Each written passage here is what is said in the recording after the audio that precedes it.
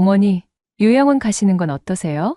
요양원 가시기 전에 재산 정리도 미리 하시는 것이 좋으실 것 같아요. 안녕하세요. 저는 올해 70살인 양순자라고 합니다. 평생 남편 뒷바라지, 자식 뒷바라지 하며 살아왔죠. 누가 물으면 내 인생은 가족이었다고 말했어요. 그런데 어느 날 며느리가 말하더군요. 이젠 요양원 가시죠. 그래서 전 제 인생을 다시 살아보기로 했습니다. 순자 씨 이야기를 시작하기 전 좋아요와 구독 부탁드려요. 여러분의 공감 댓글로 함께 응원해 주세요. 양순자는 오늘도 창가에 앉아 라디오를 틀어놓고 있습니다. 아침 9시 정해진 시간에 맞춰 화분에 물을 주고 있죠.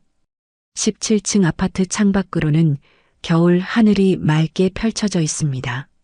3년 전 남편을 먼저 보낸 후 이런 조용한 일상이 순자의 전부가 되었어요. 오늘 날씨가 참 좋네요. 기온은 영하 2도 맑음입니다. 라디오에서 흘러나오는 아나운서의 목소리가 적막한 집안을 채웁니다. 순자는 베란다에 놓인 5개의 화분을 하나씩 돌보며 혼잣말을 중얼거려요. 너희들이라도 있어서 다행이다.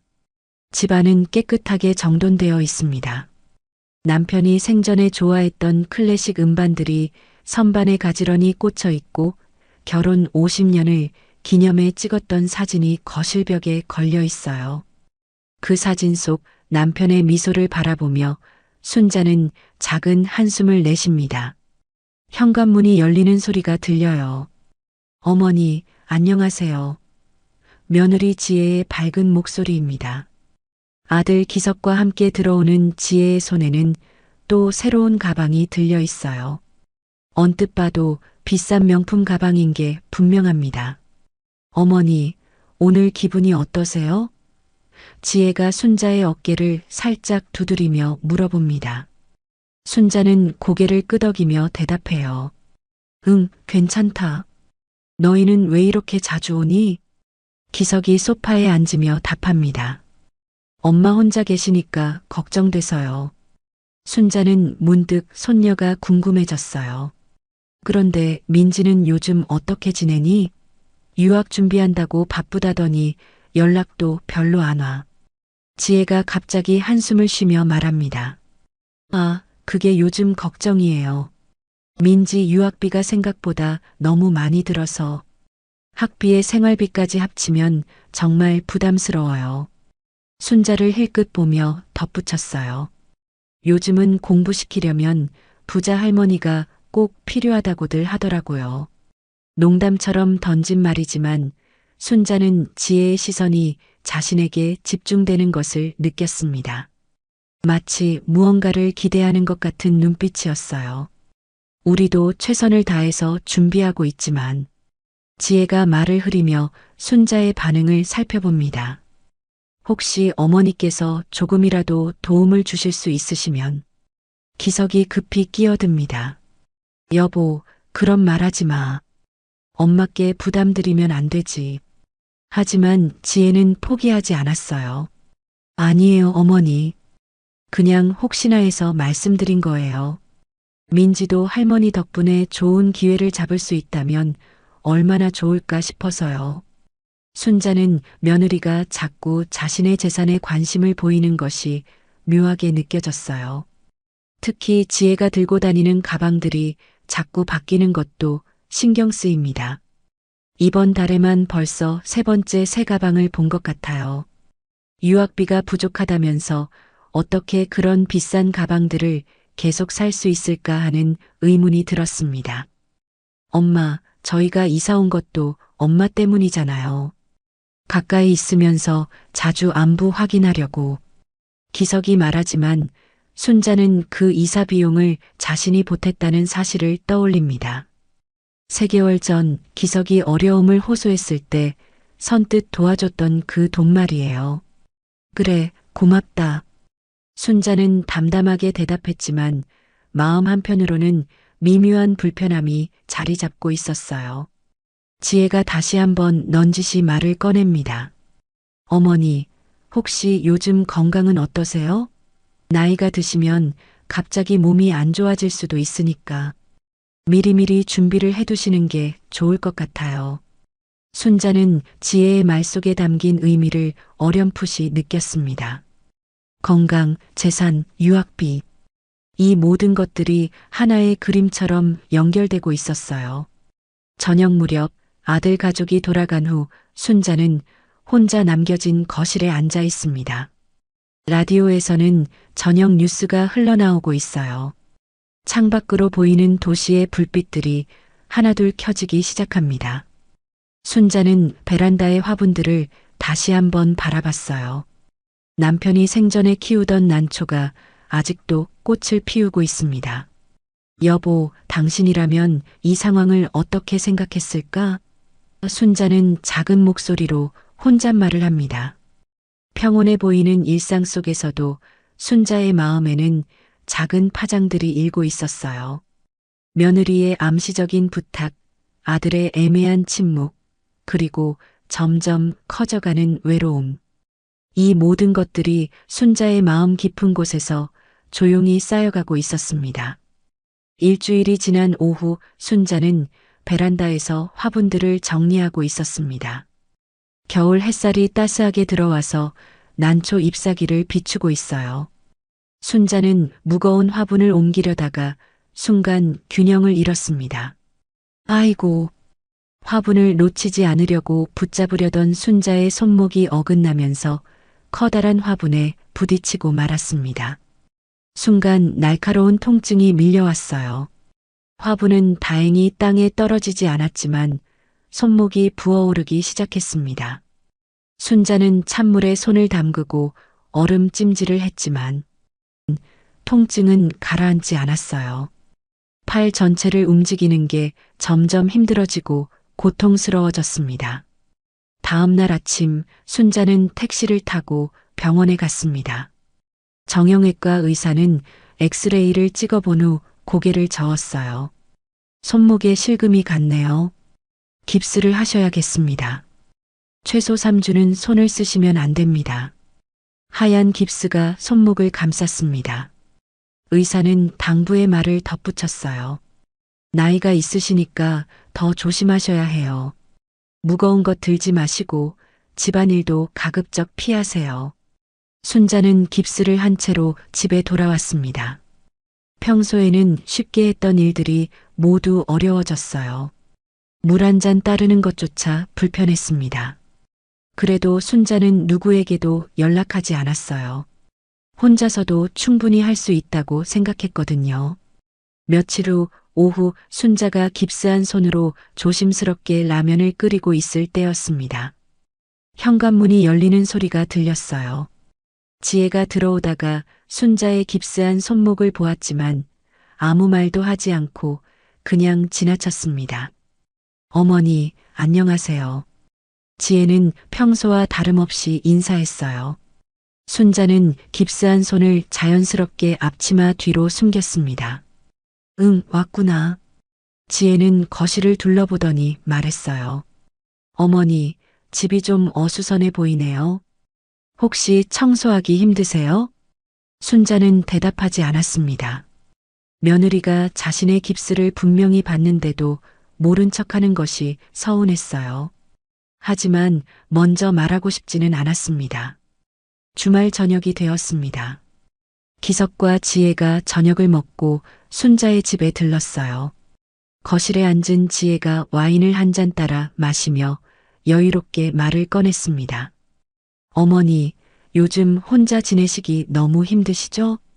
순자는 깁스한 손목을 바라봤습니다. 며느리는 분명히 알고 있으면서도 지금까지 한마디 물어보지 않았어요. 지혜가 계속 말을 이어갔습니다. 나이가 드시면 갑자기 다치실 수도 있고 혼자 계시면 위험하잖아요. 그때 지혜가 가방에서 무언가를 꺼냈습니다.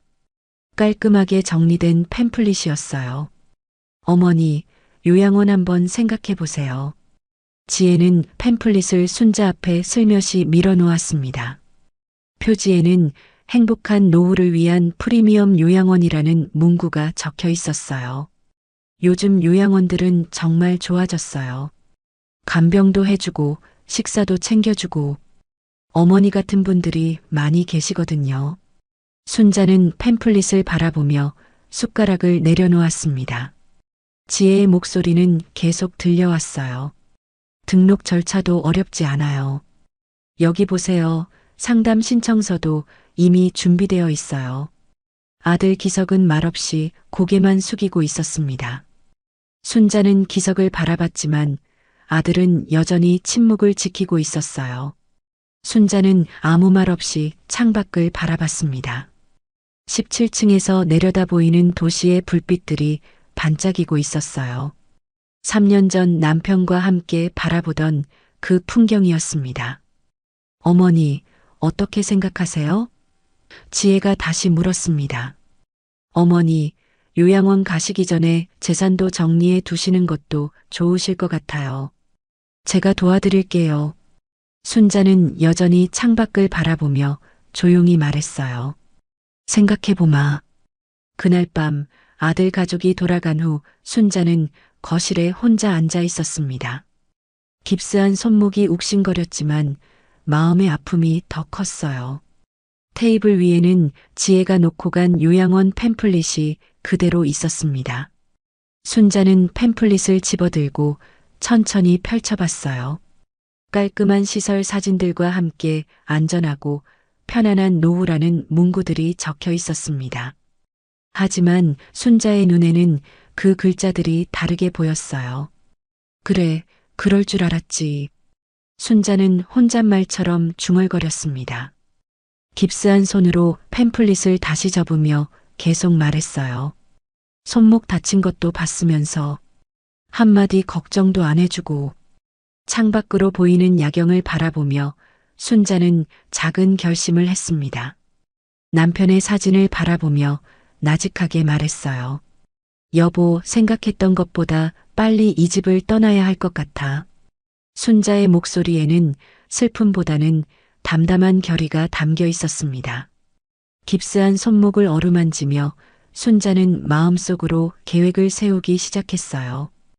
아들과 며느리가 원하는 것이 무엇인지 이제 확실히 알 것 같았습니다. 라디오에서는 늦은 시간 음악이 흘러나오고 있었어요. 순자는 그 음악을 들으며 새로운 다짐을 했습니다. 이제는 더 이상 누군가의 눈치를 보며 살지 않겠다고 말이에요.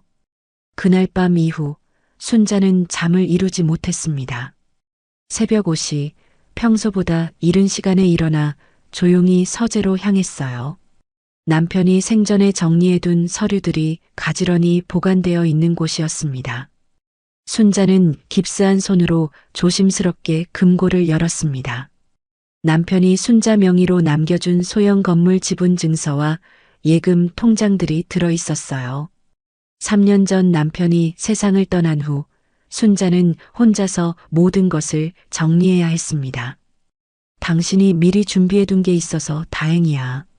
남편은 생전에 순자에게 말했었어요. 여보, 내가 먼저 가면 아무도 모르게 정리해둔 게 있어. 나중에 필요할 때 꺼냈어. 그때는 무슨 뜻인지 몰랐는데 이제야 남편의 깊은 뜻을 알 것 같았습니다. 순자는 남편이 남겨둔 예금 통장을 펼쳐봤어요. 3억 원이 들어 있었습니다. 아들도 며느리도 모르는 돈이었어요. 남편이 평생 모아둔 비상금이었고 순자 명의로 이미 분할해서 정리해둔 상태였습니다. 이제 정말 혼자 힘으로 살아볼 시간이 왔구나. 순자는 깊은 한숨을 내쉬며 계획을 세우기 시작했습니다. 이번 주 안에 변호사를 만나서 모든 자산을 완전히 정리하고 아들이나 며느리가 함부로 접근하지 못하도록 이중 보안을 설정해야겠다고 생각했어요. 월요일 아침 순자는 시내 법무법인에 전화를 걸었습니다. 네, 상속 관련 상담을 받고 싶습니다. 가능한 빨리 예약 잡아주세요. 변호사 사무실에서 순자는 자신의 상황을 자세히 설명했습니다. 50대 중반의 여성 변호사는 순자의 이야기를 주의 깊게 들었어요. 어머님, 어머님 명의의 자산을 접근 제한을 걸고 싶으시다는 말씀이시죠?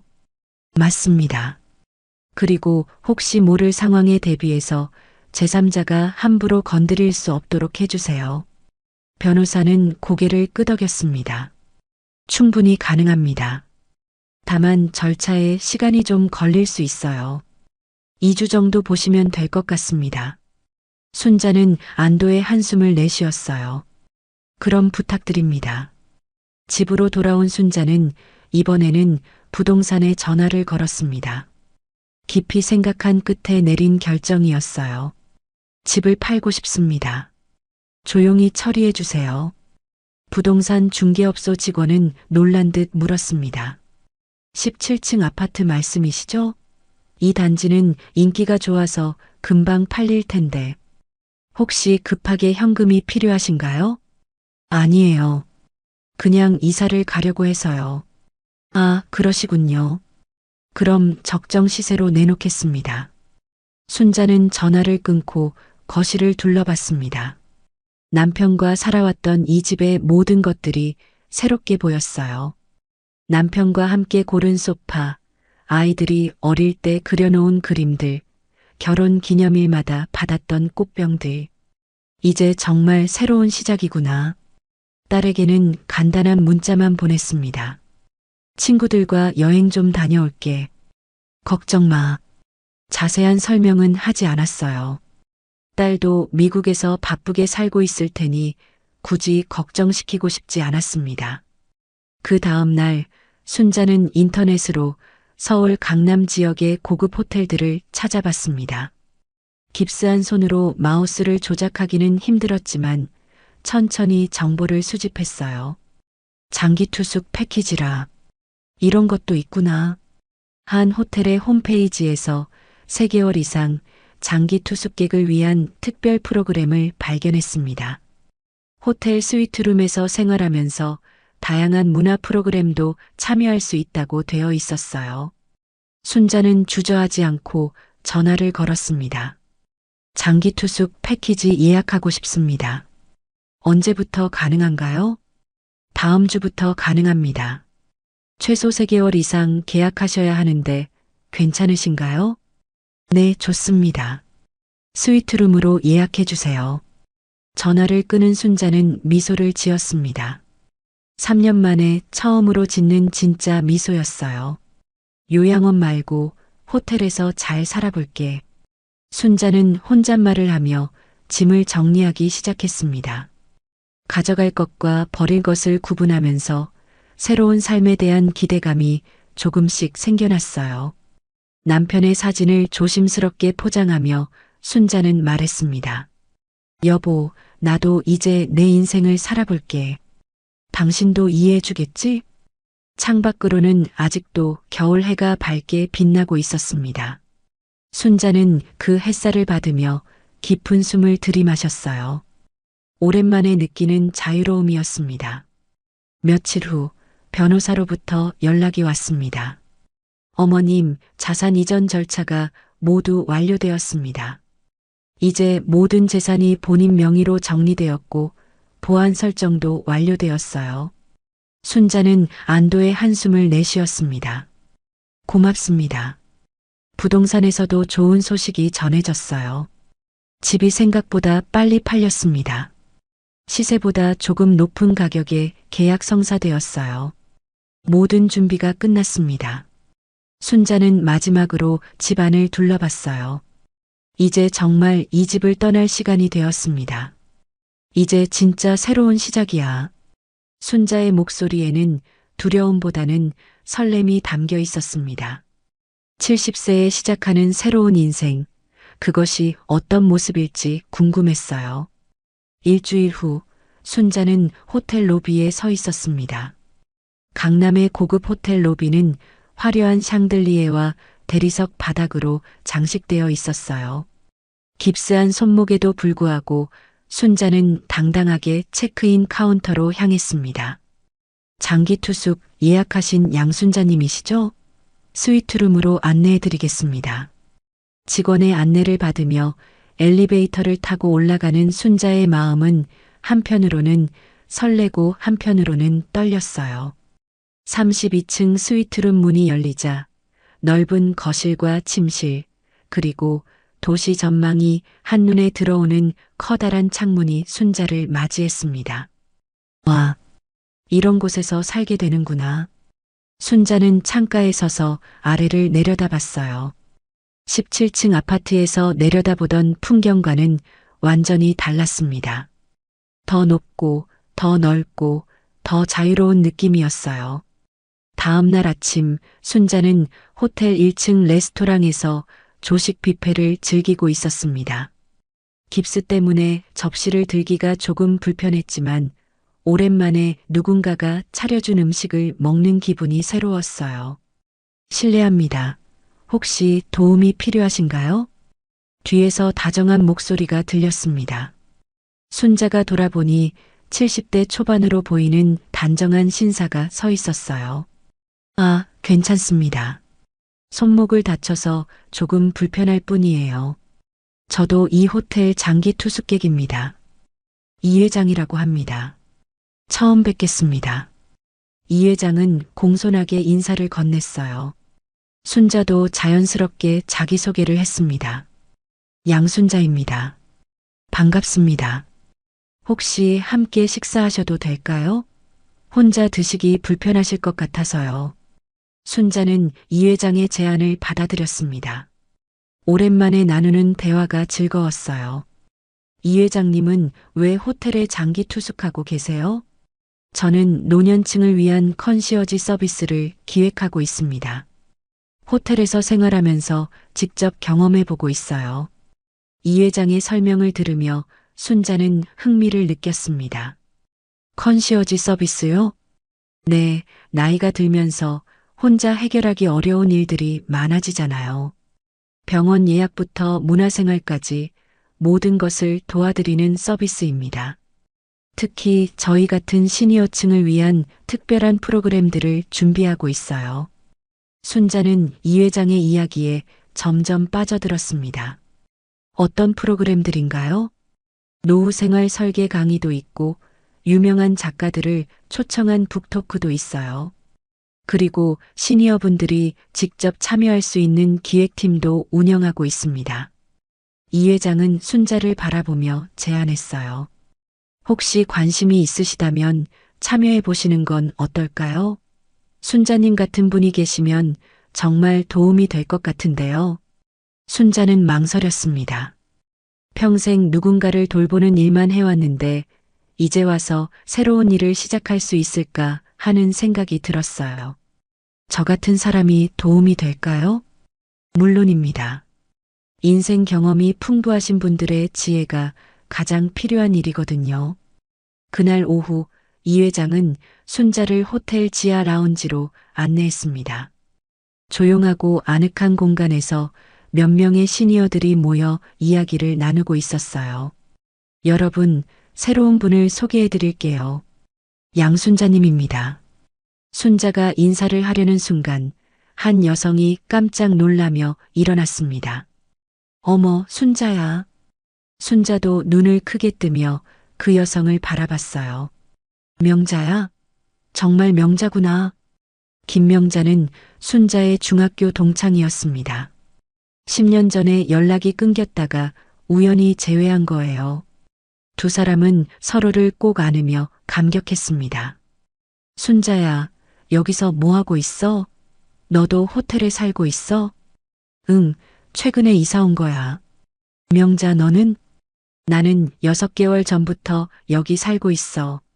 남편 돌아가시고 혼자 지내기 심심해서 말이야. 두 사람은 오랜 시간 이야기를 나눴습니다. 명자는 순자에게 이곳 생활에 대해 자세히 설명해 줬어요. 여기 정말 좋아. 매일 새로운 사람들을 만나고 재미있는 프로그램들도 많고 특히 이 회장님이 진행하는 강의들이 정말 알차다고. 순자는 명자의 말을 들으며 안도감을 느꼈습니다. 혼자가 아니라는 생각에 마음이 한결 가벼워졌어요. 이 회장이 다가와서 말했습니다. 순자님, 다음 주에 노후생활 설계 강의가 있어요. 참석해 보시는 건 어떨까요? 저도 참여할 수 있을까요? 물론입니다. 오히려 기획팀에 합류해 주시면 더 좋겠어요. 순자님의 경험과 지혜가 필요합니다. 순자는 깊게 생각해 봤습니다. 70세에 새로운 도전을 한다는 것이 두렵기도 했지만 한편으로는 설레기도 했어요. 그럼 한번 해보겠습니다. 그날 저녁 순자는 스위트룸 창가에 서서 야경을 바라봤습니다. 깁스한 손목은 아직 불편했지만 마음만큼은 한결 가벼워진 기분이었어요. 여보, 나 잘하고 있는 것 같지? 새로운 친구도 만나고 새로운 일도 시작하게 됐어. 순자는 남편의 사진을 바라보며 미소 지었습니다. 오랜만에 짓는 진심 어린 미소였어요. 명자가 저녁에 전화를 걸어왔습니다. 순자야, 오늘 정말 반가웠어. 내일 작가 초청 북토크가 있는데 같이 갈래? 좋아, 같이 가자. 순자는 전화를 끊고 내일을 기대하며 잠자리에 들었습니다. 새로운 하루, 새로운 사람들, 새로운 경험들이 기다리고 있었어요. 70세에 시작하는 새로운 인생이 이렇게 흥미진진할 줄은 몰랐습니다. 호텔에서의 새로운 생활이 시작된 지 2주가 지났습니다. 순자는 매일 아침 조식 뷔페에서 이 회장과 명자를 만나며 하루를 시작했어요. 깁스도 며칠 전에 풀어서 이제는 훨씬 자유로워졌습니다. 그런데 어느 화요일 오전 순자의 휴대폰이 요란하게 울렸어요. 아들 기석의 전화였습니다. 엄마, 지금 어디 계세요? 집에 가봤는데 아무도 없고 부동산에서 집이 팔렸다고 하던데요. 기석의 목소리는 당황스러움으로 가득했습니다. 순자는 침착하게 대답했어요. 응, 팔았어. 이사했거든. 이사요? 어디로요? 왜 말씀 안 해주셨어요? 너희들 바쁜데 굳이 알려서 뭐해? 기석은 목소리를 높였습니다. 엄마, 이게 무슨 일이에요? 갑자기 집을 팔고 연락도 안 되고. 혹시 어디 아픈 곳이라도 있으세요? 순자는 한숨을 내쉬었어요. 아프지 않아. 오히려 전보다 훨씬 건강해. 그럼 지금 어디 계시는 거예요? 주소 좀 알려주세요. 순자는 잠시 망설이다가 호텔 주소를 알려줬습니다. 어차피 언젠가는 알게 될 일이었으니까요. 1시간 후 기석이 며느리 지혜와 함께 호텔 로비에 나타났습니다. 고급 호텔의 화려한 로비를 둘러보며 기석은 더욱 당황한 표정을 지었어요. 엄마, 집 놔두고 호텔에서 뭐 하세요?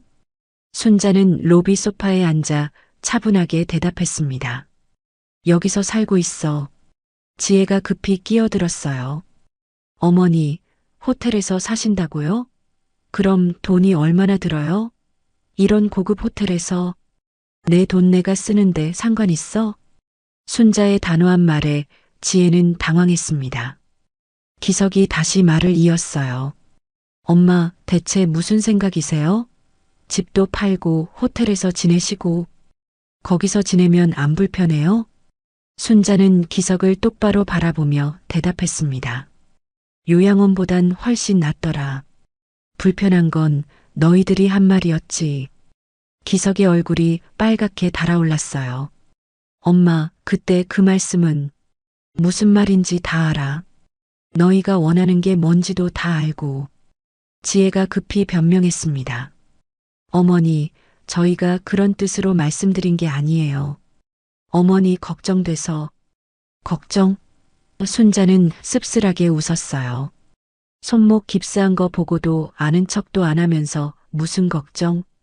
지혜는 할 말을 잃었습니다. 기석도 고개를 숙였어요. 순자가 일어서며 말했습니다. 이제 됐어. 너희들 가봐. 엄마, 그래도 가라고 했어. 그날 저녁 기석과 지혜는 집에서 심각한 대화를 나누고 있었습니다. 여보, 어머니가 정말 이상해. 갑자기 집을 팔고 호텔에서 살고 혹시 치매라도 온 거 아니야? 지혜가 걱정스러운 표정으로 말했어요. 하지만 기석은 다른 생각을 하고 있었습니다.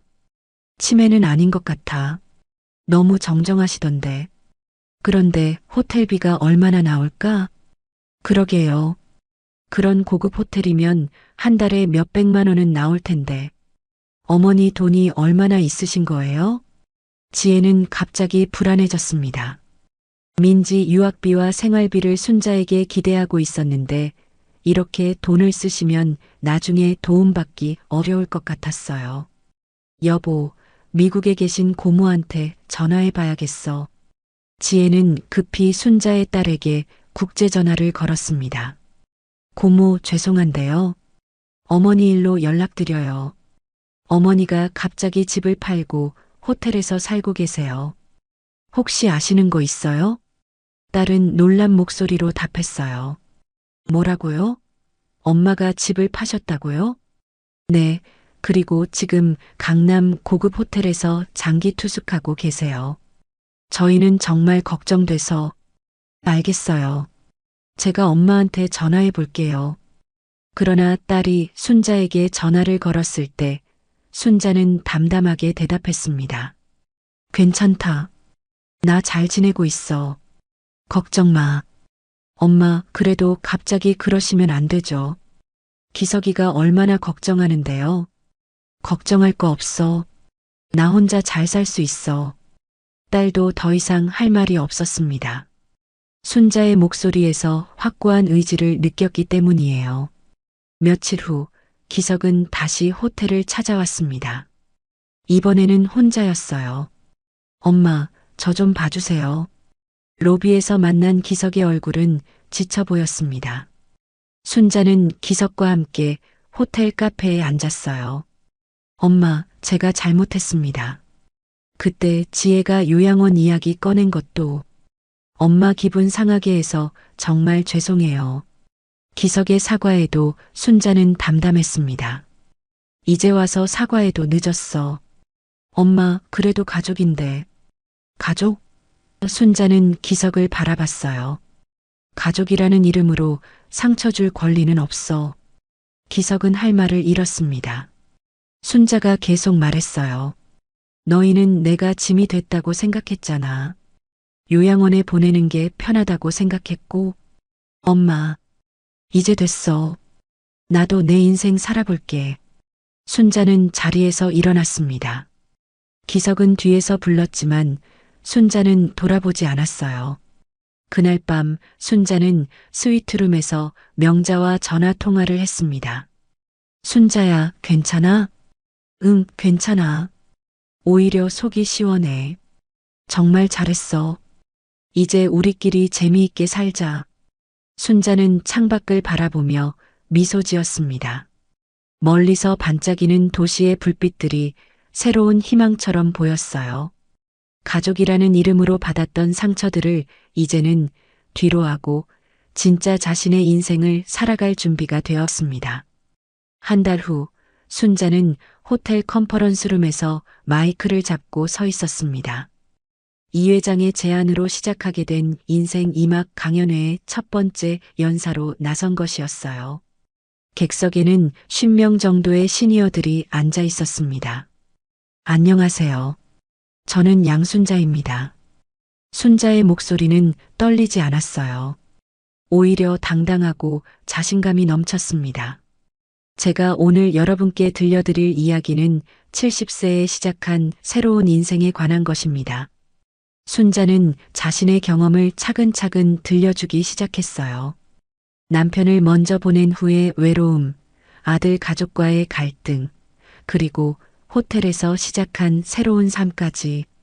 저는 결혼을 일찍 해서 50년 동안 누군가의 아내, 누군가의 엄마로만 살아왔습니다. 그런데 어느 날 깨달았어요. 가족이란 이름으로 상처 줄 권리는 누구에게도 없다는 것을 말이죠. 객석에서 여러 사람들이 고개를 끄덕였습니다.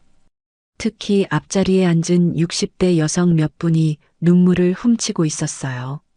나이가 들면 짐이 된다고 생각하시나요? 아닙니다. 우리에게는 지혜와 경험이 있습니다. 그리고 무엇보다 우리 자신을 위한 시간이 있어요.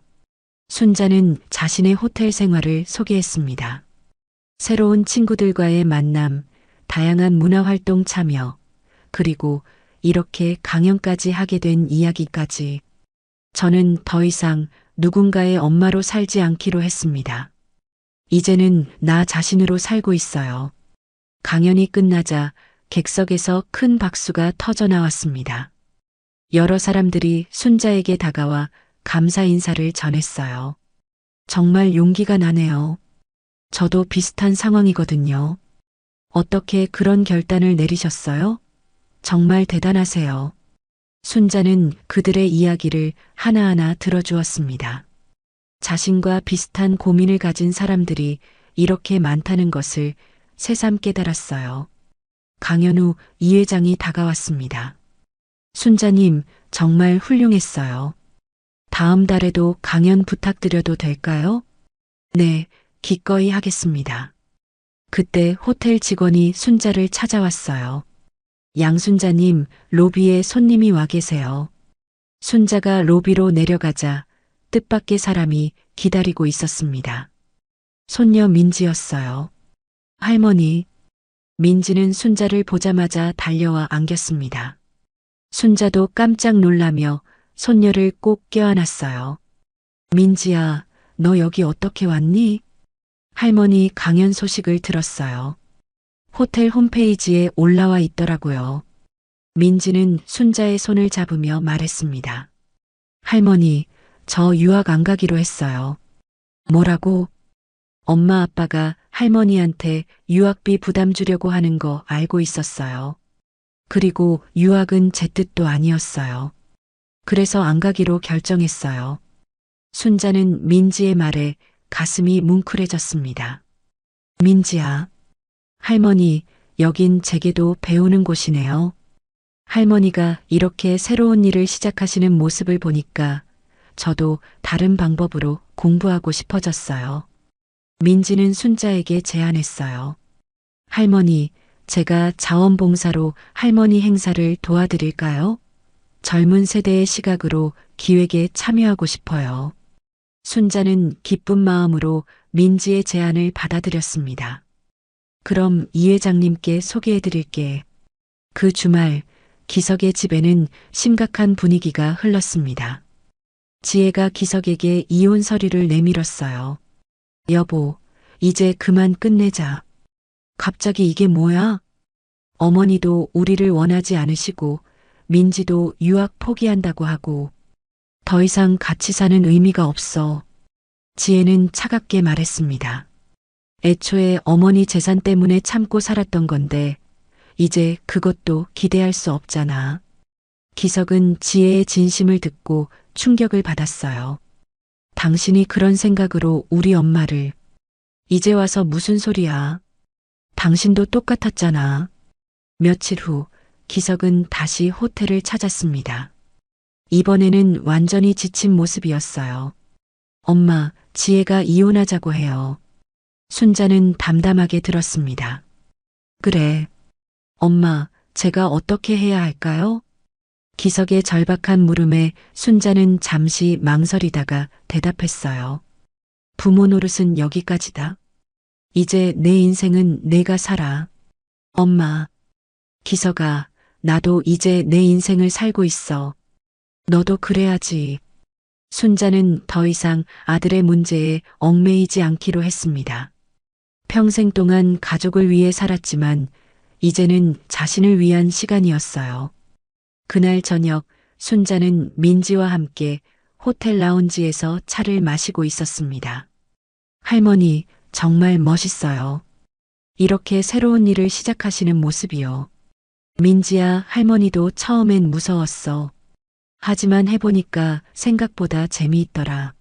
민지는 순자의 손을 잡으며 말했습니다. 할머니, 다음 주에 북콘서트 준비하는 거 도와드릴게요. 젊은 사람들도 관심 가질 만한 주제로 기획해봐요. 순자는 민지를 바라보며 미소 지었습니다. 손녀가 이렇게 성숙하게 자란 것도 자신의 새로운 도전을 지지해주는 것도 모두 고마웠어요. 고마워, 민지야. 할머니가 이런 용기를 낼 수 있었던 것도 너 같은 손녀가 있어서인 것 같아. 창밖으로는 서울의 야경이 펼쳐져 있었습니다. 순자는 그 풍경을 바라보며 생각했어요. 70세에 시작한 새로운 인생이 이렇게 의미 있을 줄은 몰랐다고 말이죠. 한 달 후 호텔 대연회장에서는 특별한 북콘서트가 열리고 있었습니다. 시니어가 들려주는 인생 이야기라는 주제로 순자가 직접 기획한 행사였어요. 민지가 젊은 세대의 시각을 더해 완성한 프로그램이었습니다. 오늘 이 자리에 와주신 모든 분들께 감사드립니다. 순자는 사회자로 나서서 행사를 진행하고 있었어요. 200여 명의 관객들이 자리를 가득 메웠습니다. 시니어뿐만 아니라 젊은 세대들도 많이 참석했어요. 인생의 이 막은 언제든지 시작할 수 있습니다.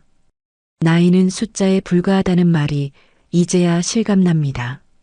순자의 이야기에 객석에서는 감동의 박수가 터져 나왔습니다. 그때 무대 한쪽에서 조용히 지켜보는 사람이 있었어요. 바로 민지였습니다. 민지는 행사가 끝난 후 순자에게 다가왔어요. 할머니, 오늘 정말 멋있었어요. 민지야, 너 덕분이야. 내가 도와주지 않았다면 이런 행사는 꿈도 못 꿨을 거야. 민지는 순자의 손을 잡으며 조용히 말했습니다. 할머니, 사실 제가 말씀드릴 게 있어요. 무슨 이야기? 엄마 아빠 이혼하기로 했어요. 서류도 다 준비됐다고 하더라고요.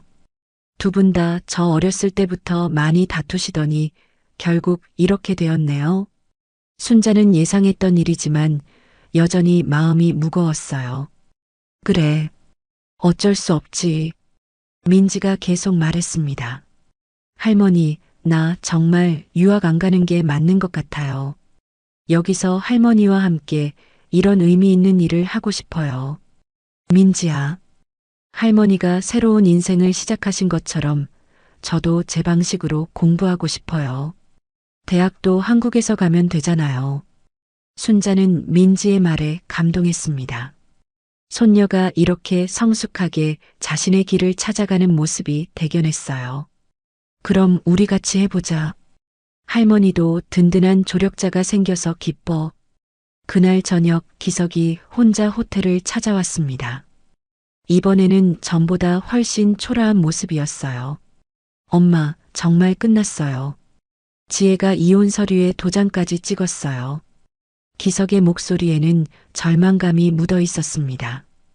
그리고 민지는 유학도 포기하고 할머니를 따르겠다고 하고 저는 이제 정말 혼자가 됐어요. 순자는 기석을 바라보며 차분하게 말했어요. 기석아, 그동안 내가 가족에게 어떻게 했는지 생각해봐. 엄마, 지혜는 처음부터 우리 집 재산에만 관심이 있었어. 너도 알고 있었잖아. 기석은 고개를 숙였습니다. 순자가 계속 말했어요. 그리고 민지는 현명한 선택을 한 거야. 돈 때문에 유학 가는 것보다 자신이 정말 하고 싶은 일을 찾는 게 더 중요하거든. 그럼 저는 어떻게 해야 해요? 순자는 잠시 망설이다가 대답했습니다. 이제는 내가 스스로 답을 찾아야 해. 부모에게 의존하지 말고. 기석은 더 이상 할 말이 없었습니다.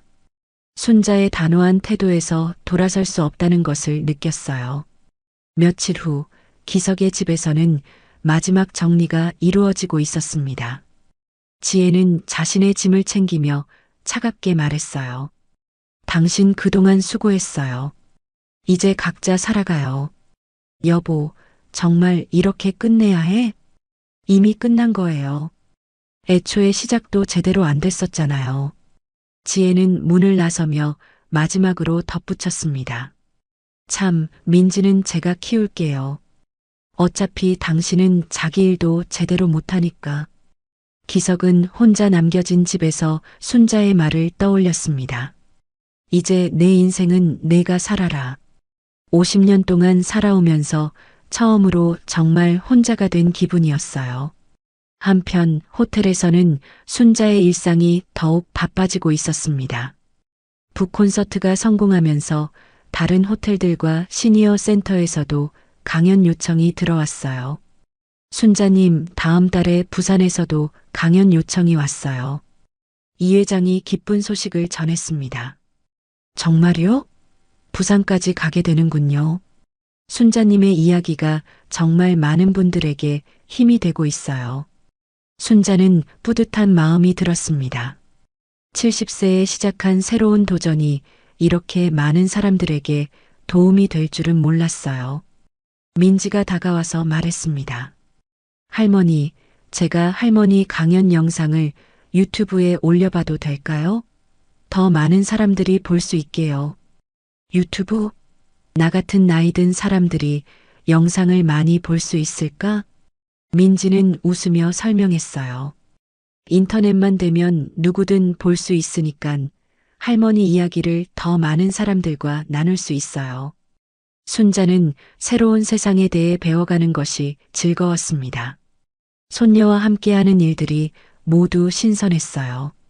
그날 밤 순자는 스위트룸에서 창밖을 바라보며 생각에 잠겼습니다. 기석의 모습이 떠올랐지만 이제는 더 이상 자신이 해결해 줄 수 있는 문제가 아니라는 것을 알았어요. 여보, 나 잘하고 있는 거 맞지? 이제는 정말 내 인생을 사는 것 같아. 남편의 사진을 바라보며 순자는 조용히 말했습니다. 새로운 도전들이 기다리고 있었고 민지라는 든든한 동반자도 생겼어요. 70세의 인생 이막이 이렇게 의미 있을 줄은 정말 몰랐습니다. 6개월이 흘렀습니다. 순자는 이제 호텔 장기 거주자들을 위한 특별 고문으로 활동하고 있었어요. 매주 열리는 양순자 북살롱은 예약이 항상 매진될 정도로 인기였습니다. 오늘도 만석이네요, 할머니. 민지가 행사 준비를 하며 기쁘게 말했어요. 이제 민지는 순자의 정식 파트너가 되어 모든 프로그램을 함께 기획하고 있었습니다. 민지야, 내가 있어서 이 모든 게 가능했어. 정말 고마워. 순자는 진심으로 감사했습니다. 손녀와 함께 일하면서 세대 간의 소통이 얼마나 중요한지 깨달았어요. 그날 오후 뜻밖의 전화가 걸려왔습니다. 지역 방송국에서였어요. 양순자님, 저희가 시니어 특집 프로그램을 준비하고 있는데 인터뷰를 요청드리고 싶습니다. 방송 인터뷰요? 네, 70세의 새로운 인생을 시작하신 분의 이야기를 많은 분들께 들려드리고 싶어서요. 순자는 잠시 망설였지만 받아들였습니다. 자신의 경험이 더 많은 사람들에게 도움이 될 수 있다면 기꺼이 나서고 싶었어요. 며칠 후 방송 촬영이 있는 날, 호텔 로비에는 카메라와 조명이 설치되어 있었습니다. 순자는 평소보다 조금 긴장된 모습이었어요. 할머니, 괜찮으세요? 민지가 걱정스럽게 물었습니다. 응, 괜찮아. 그냥 내 이야기를 진솔하게 하면 되는 거잖아. 인터뷰가 시작되었습니다. 리포터가 부드럽게 질문했어요. 70세의 새로운 인생을 시작하신다는 게 쉽지 않았을 텐데요. 처음에는 무서웠어요. 하지만 더 무서운 건 누군가의 짐이 되어가는 제 모습이었거든요. 순자의 솔직한 대답에 촬영 스태프들도 집중했습니다. 가족이란 이름으로 상처받으신 경험을 어떻게 극복하셨나요? 가족이라고 해서 모든 걸 참을 필요는 없다는 걸 깨달았어요. 진짜 가족은 서로를 존중하고 사랑하는 사람들이죠. 인터뷰는 30분 동안 이어졌습니다. 순자는 자신의 호텔 생활, 새로운 도전들, 그리고 민지와 함께하는 일들에 대해 이야기했어요. 방송이 나간 후 순자에게는 전국에서 연락이 쏟아졌습니다. 비슷한 상황에 있는 시니어들이 조언을 구했고 강연 요청도 계속 들어왔어요. 할머니, 이제 정말 유명 인사가 되셨네요. 민지가 웃으며 말했습니다. 유명하다기보다는 많은 분들이 공감해 주시는 것 같아. 그날 저녁 순자는 미국에 있는 딸로부터 전화를 받았습니다. 엄마, 방송 봤어요. 정말 자랑스러워요. 그래, 딸이 자랑스럽다고 하니까 기분이 좋네. 엄마, 제가 한국에 돌아가서 함께 북카페를 차리는 건 어떨까요? 딸의 제안에 순자는 깜짝 놀랐어요. 북카페를? 네, 엄마가 하시는 일이 정말 의미 있어 보여요. 저도 함께 하고 싶어요. 순자는 생각해 봤습니다. 딸과 함께 새로운 사업을 시작한다는 것도 흥미로웠어요. 그럼 한번 와서 구체적으로 이야기해 보자. 한편 기석은 혼자 된 지 6개월 만에 작은 오피스텔로 이사했습니다. 이혼 후 모든 것을 정리하면서 자신의 삶을 되돌아보고 있었어요. 그는 우연히 순자의 방송을 보게 되었습니다. 화면 속 어머니는 그가 아는 순자와는 완전히 달랐어요. 자신감 넘치고 활기차며 진짜 행복해 보였습니다. 방송을 본 후 기석은 오랜만에 순자에게 연락했습니다. 엄마, 방송 봤어요. 정말 멋있으셨어요. 고마워. 엄마, 제가 정말 잘못 생각했던 것 같아요. 엄마를 짐이라고 생각했던 제가 부끄러워요. 순자는 아들의 사과를 담담히 들었습니다. 기석아, 이제는 너도 내 인생을 제대로 살아봐. 50살이면 아직 늦지 않았어. 네, 엄마. 저도 새로 시작해 보려고 해요. 몇 주 후 호텔 컨퍼런스룸에서는 특별한 행사가 열리고 있었습니다. 순자의 1주년 기념 북토크였어요. 딸도 미국에서 날아와 참석했습니다. 1년 전 이 호텔에 왔을 때는 그냥 도망치고 싶었어요. 하지만 지금은 진짜 제 인생을 살고 있다는 느낌이에요. 순자의 말에 200여 명의 관객들이 박수를 쳤습니다. 내가 누군가의 엄마이기 전에 나였다는 걸 이제야 알았거든요. 행사가 끝난 후 순자는 딸과 민지와 함께 호텔 스위트룸으로 올라갔습니다. 창밖으로는 서울의 야경이 아름답게 펼쳐져 있었어요. 엄마, 정말 대단해요. 이런 용기가 어디서 나온 거예요? 딸이 감탄하며 물었습니다. 용기라기보다는 더 이상 미룰 수 없었던 거야. 남은 인생을 의미 있게 살고 싶었거든. 순자는 창밖을 바라보며 미소 지었습니다. 1년 전 요양원 팸플릿을 받았던 그날이 떠올랐어요. 그때의 절망감과 지금의 만족감이 대조되었습니다. 할머니, 우리 내년에는 더 큰 계획을 세워봐요. 민지가 설레는 목소리로 말했습니다. 그래, 아직 할 일이 많이 남았지. 순자는 가족들과 함께 앉아 미래 계획을 이야기했습니다. 70세에 시작한 새로운 인생이 이렇게 풍요로울 줄은 정말 몰랐어요. 요양원 대신 선택한 호텔에서 찾은 진짜 자유와 행복이었습니다. 인생의 황혼기라고 말하지만 사실 우리에게는 아직 수많은 새벽이 남아 있습니다. 누군가의 그림자로 살아왔던 시간들을 뒤로하고 이제는 여러분만의 빛나는 주인공이 되어보세요. 나이는 숫자일 뿐 진짜 중요한 건 오늘 하루를 얼마나 의미 있게 채워가느냐입니다. 가족이란 이름으로 받았던 상처들은 내려놓고 여러분을 진심으로 사랑하고 존중하는 사람들과 함께 새로운 추억을 만들어 가세요. 70세든 80세든 여러분의 인생 2막은 지금 이 순간부터 시작됩니다.